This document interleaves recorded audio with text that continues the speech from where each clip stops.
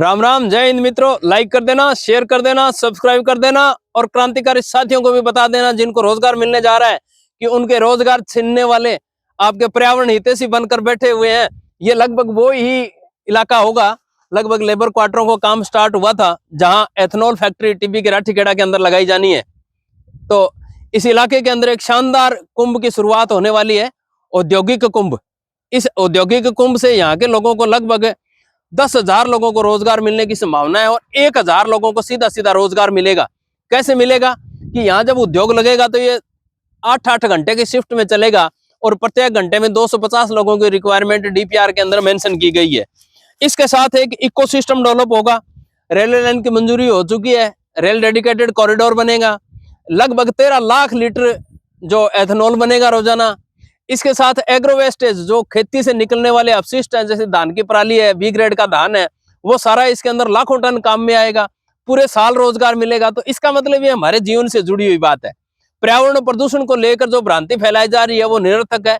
वो उद्योग के विरोध के जो लोग हैं या जो लोग उद्योग नहीं लगने देना चाहते, वो लोग आपको ऐसी बातें फैला रहे हैं। इन तथाकथित लोगों से हमें बच के रहना है और हमें हमारी रोजगार की चिंता पहले करनी है। तो आइए, जो इस रोजगार के अंदर मेरे साथी है वो इस मिशन के अंदर जुड़े। पचक 5 JR के राठीखेड़ा के अंदर लगभग 70 बीघा भूमि पर ये लगाया जाना है। इसको लगाने की शुरुआत लगभग आज से 3 साल पहले हो गई थी। तो अब क्यों विरोध हो रहा है 3 साल बाद, ये सोचने और आपके लिए समझने की बात है, मुझे नहीं समझने की जरूरत है, क्योंकि मैंने इनकी पूरे इकोसिस्टम को समझ रखा है।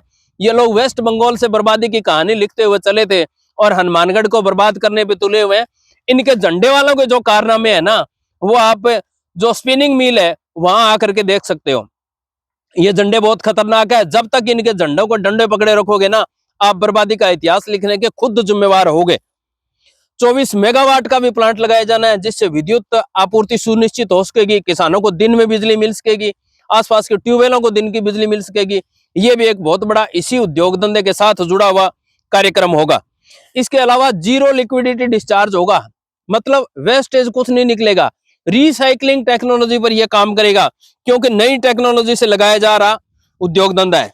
इसके साथ एक बड़ी बात और बताऊं कि अगर कोई भ्रांति आपके दिमाग में है तो आप आसपास इसी कंपनी के द्वारा जो लगाए जा रहे और चलाए जा रहे जो एथेनॉल प्लांट है ना, उनको निःशुल्क जाकर के भ्रमण कर सकते हो। ये भ्रमण की व्यवस्था आपको मैं करवा के दूंगा।